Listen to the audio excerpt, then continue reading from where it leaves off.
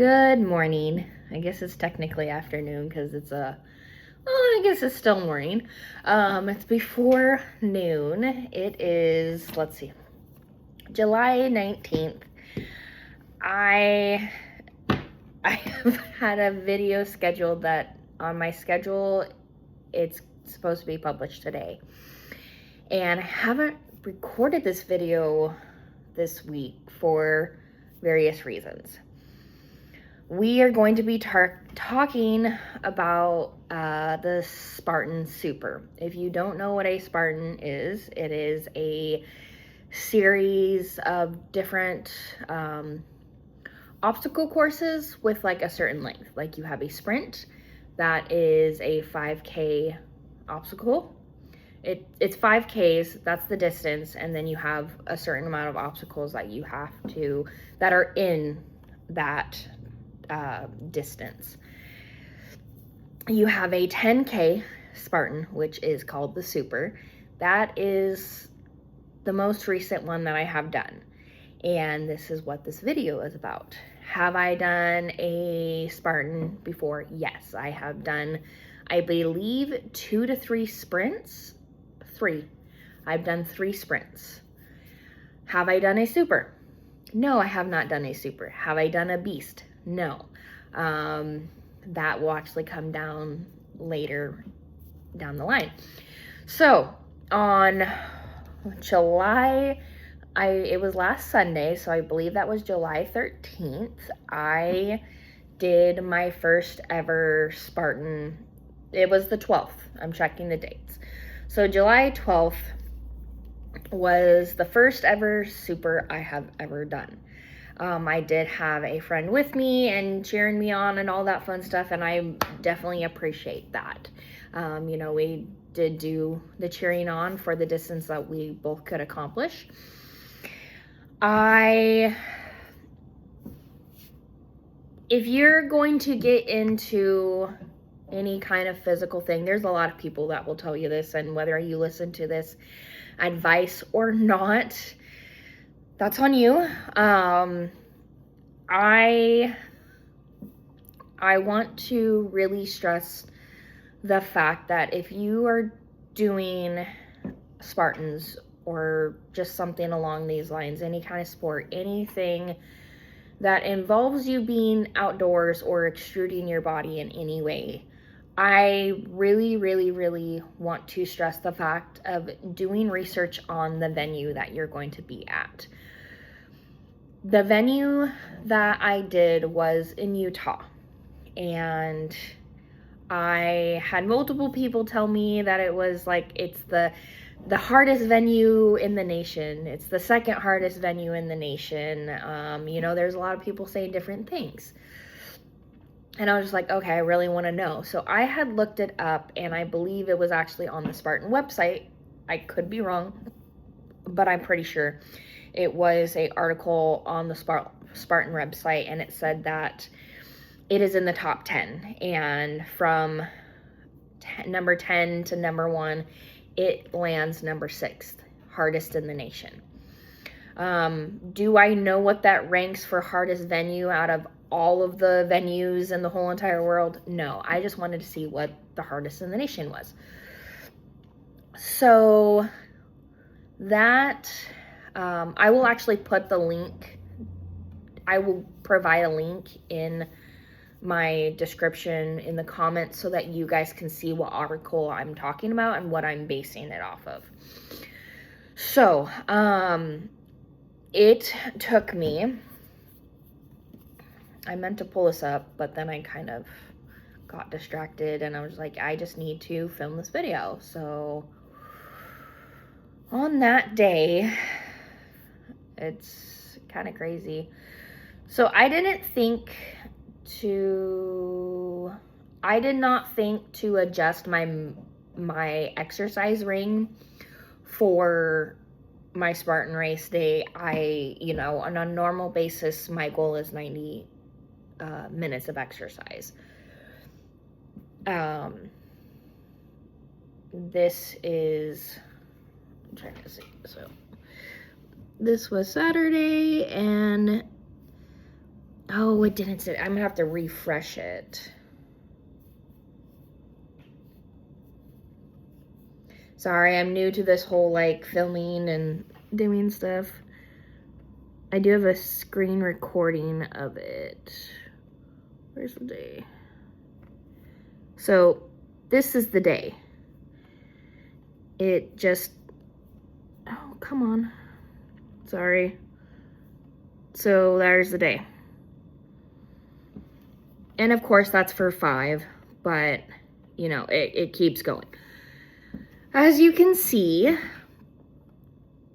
what my watch recorded, it's saying that I had 3,246 calories that I burned. My exercise minutes were 413.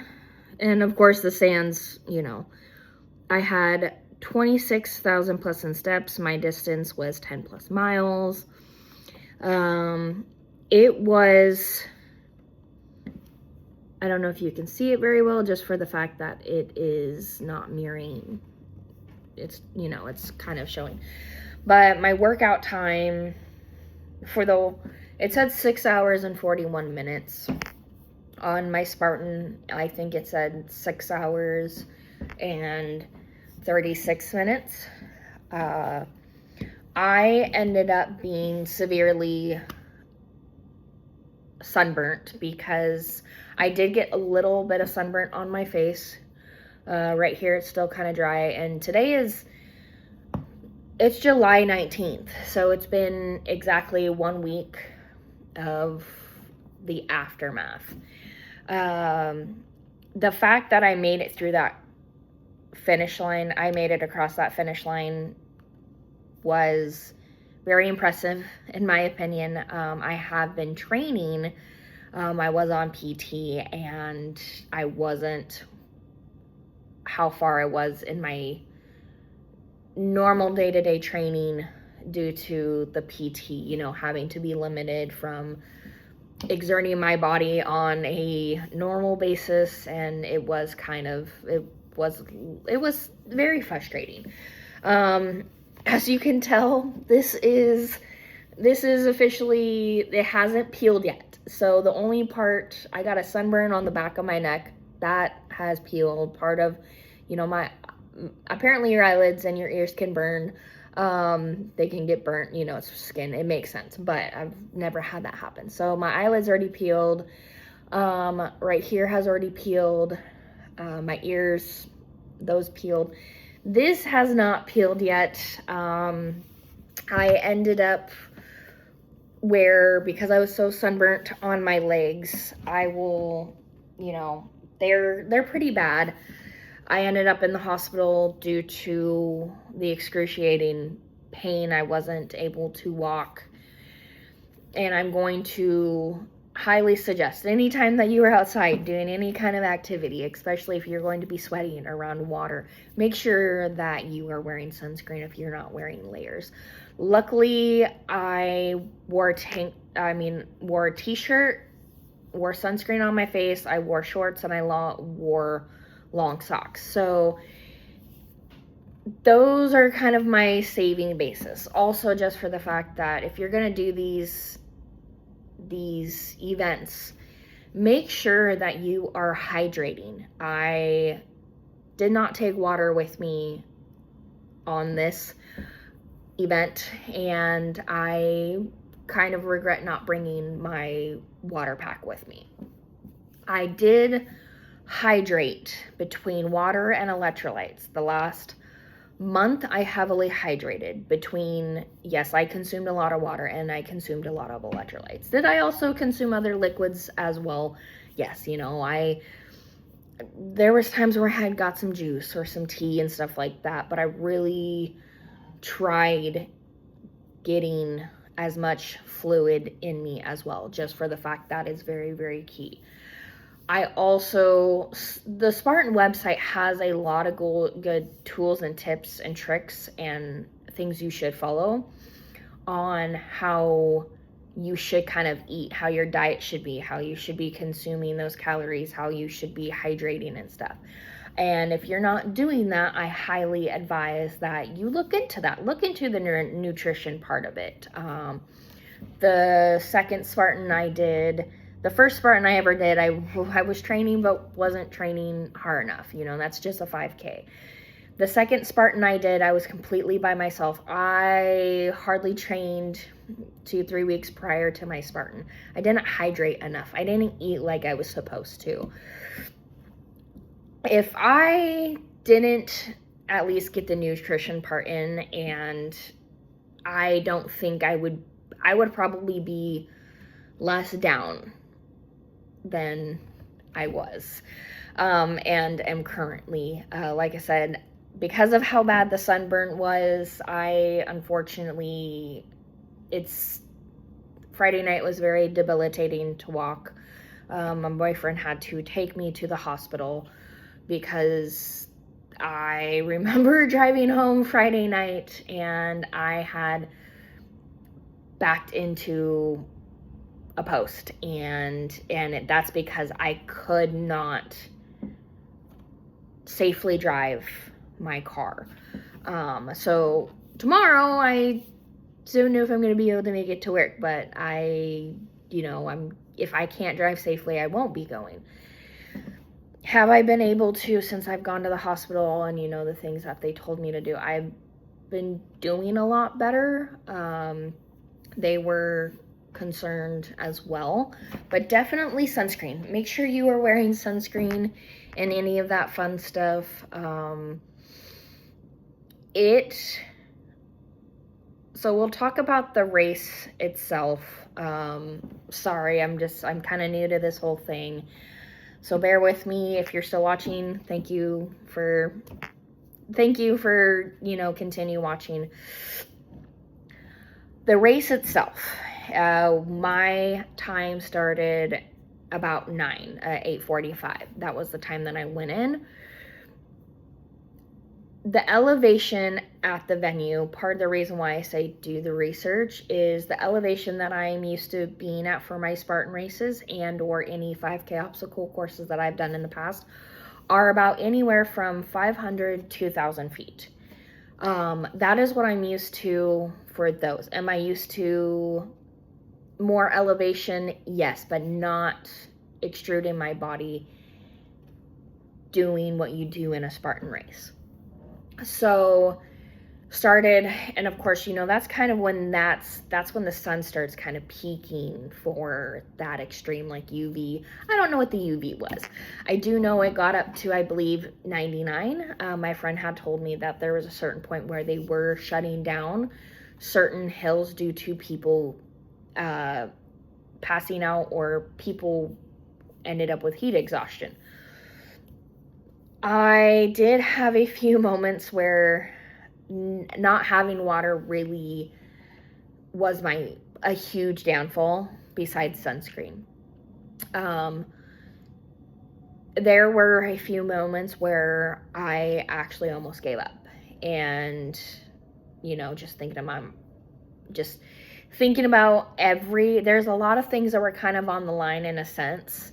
Nobody's life or death. I guess technically my life or death was on the line, but there was a lot of things riding for me. And when you're in this state, when you get to a point where you're so exhausted, did I have electrolytes with me? Yes, and I did replenish. Did I have a reload packet from Mountain Ops that I did mix with water every so often? Yes. So just for the fact that when I did get to the water stations and I was able to kind of refuel my body, that helped as well. If you're doing stuff in extreme heat, you want to be careful on how you're cooling your body down and how fast you're cooling it down, just because of, you don't want to put your body into shock.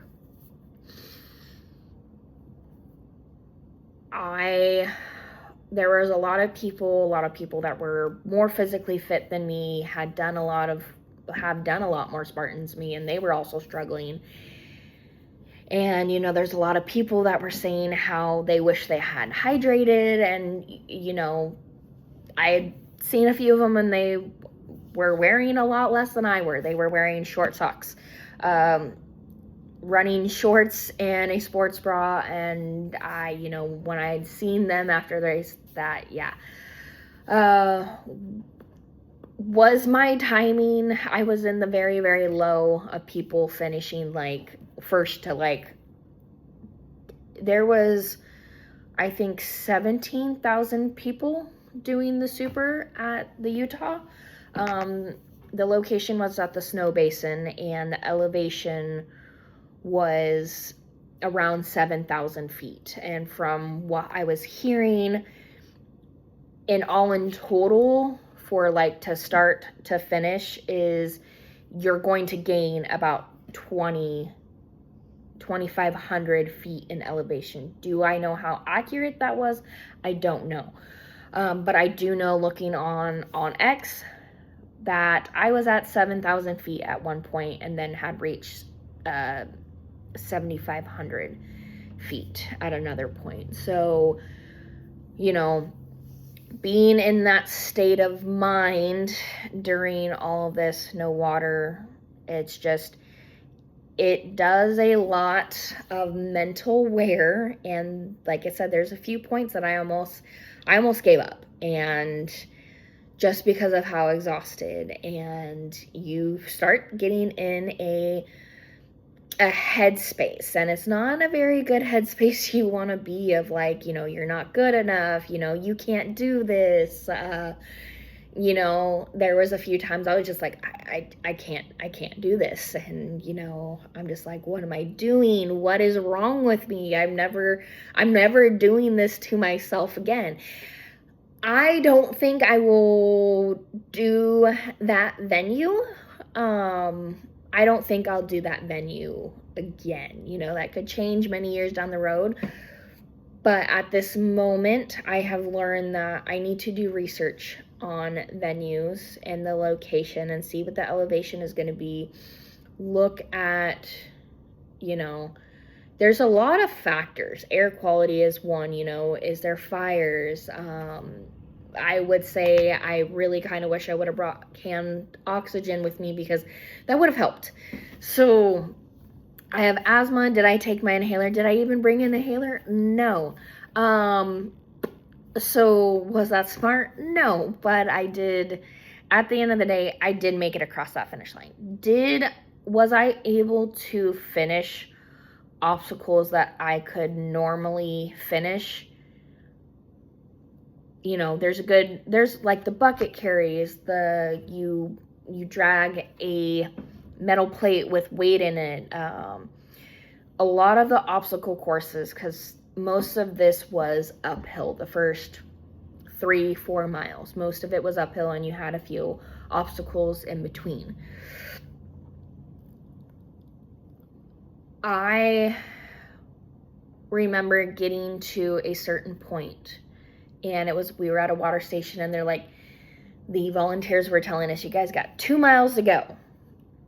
And as soon as he said that 2 miles, I was just like, I was like, that's not good.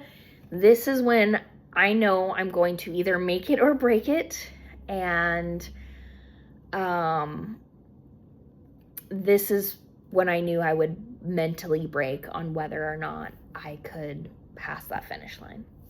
I got to the obstacles. I tried a lot of the obstacles at the end, and I was not able to complete them. 1, due to fatigue.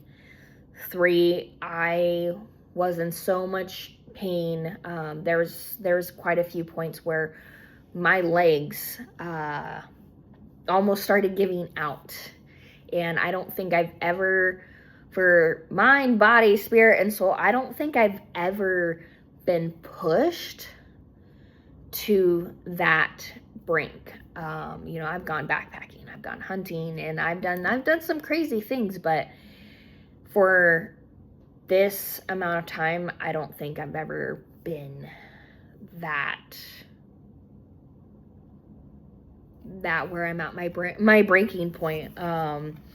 So that was new for me. I learned a lot. There was a lot of thinking that I had done during the process and kind of after. And, you know, I remember just seeing it was the last uphill. We had gone downhill and you had gone through these bushes, and then I remember kind of like looking over and you kind of see people that are sitting and they're resting and you see the bucket carry.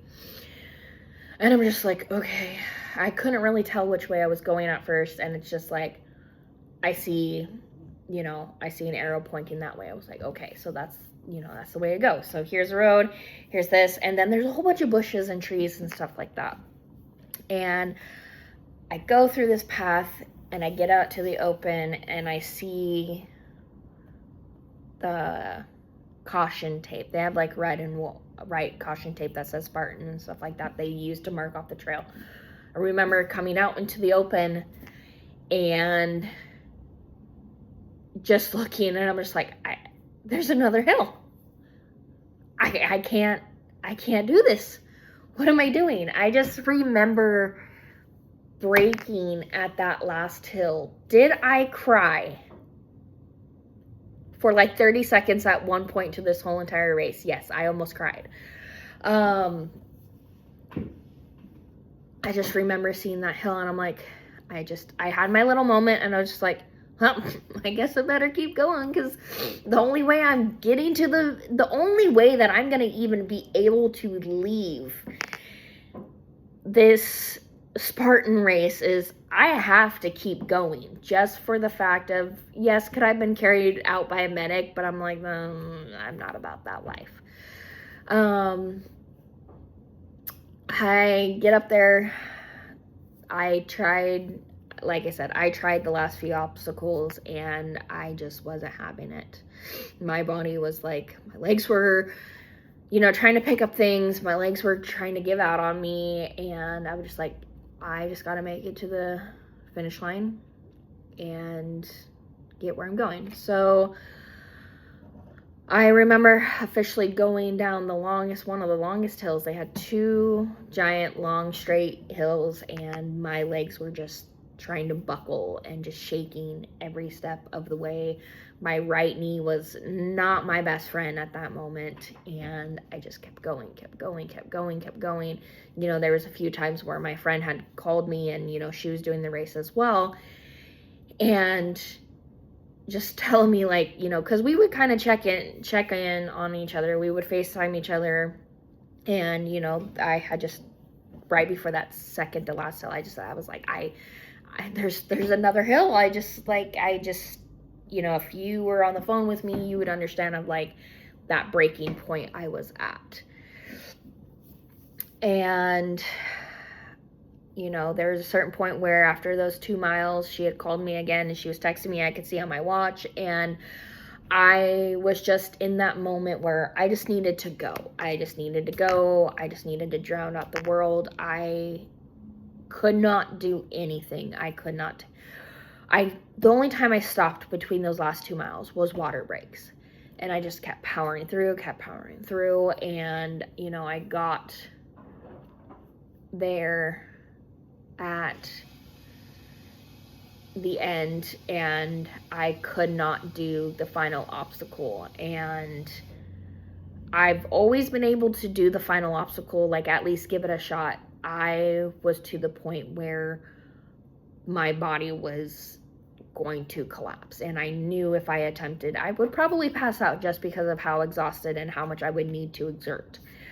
I did my penalty lap, got to the finish line, crossed that finish line, and got my medal, got my photo, got my shirt, and just remember going to one of the lodges and just getting some Powerade, me and her cooling down, just resting before I could drive, because I drive a stick shift and my AC wasn't the best. So, I was just trying to bring my body down to a normal temp, trying to just kind of get it back down.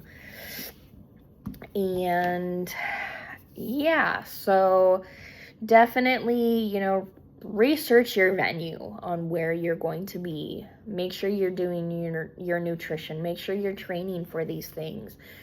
Just for the fact that they do make you sign a waiver. And I do remember, I don't know if this was something extreme, and I'll have to look into it, but I think I had seen somebody post a video of like, if you die, like, you know, you are signing if you break a bone, if you pass out, like, you're signing that before you even enter the venue, they make you sign a waiver stating what you are doing and what you understand what could be the consequences. So, is there anybody to blame but myself once I sign that paper? No. So, did I accomplish it? Yes. I officially am 2/3 of the way to my trifecta for this year. It is the year of the wolf, and I am super excited, and I have a long way to go, and a lot more training to do. And I have one more race this year, and that's the Beast. And yeah, I think it's the Beast. And then I will get my trifecta for the year. Do I think I will be able to complete my trifecta? Yes. Do I think I will be able to complete the Beast and get that trifecta? Yes. Why do I seem so confident? Just for the fact that if you know what a Beast is, it is a half marathon, a lot more obstacles. That is 13 miles. Yes, it is a lot more miles. One, it is in September, I believe, September or August. It is at the venue that I'm used to doing. And it is at a elevation that I am used to doing.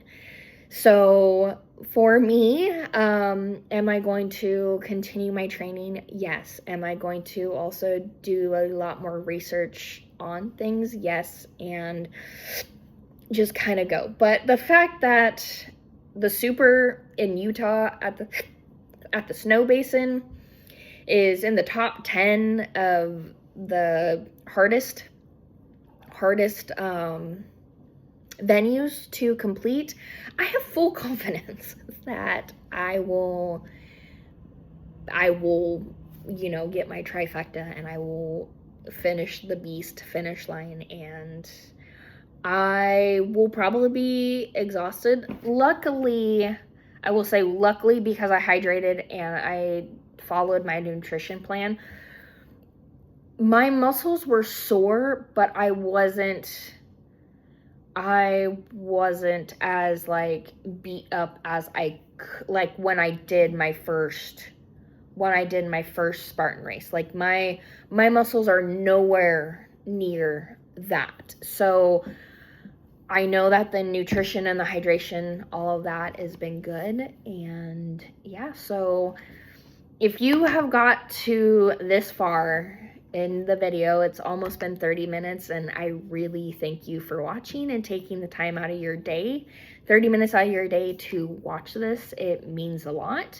If you have any comments, questions, you know, follow below. If you would like to see more content between hiking, outdoors, 10K obstacles, stuff like that, survival stuff, I'm going to be posting a lot more on my channel and kind of getting up and running.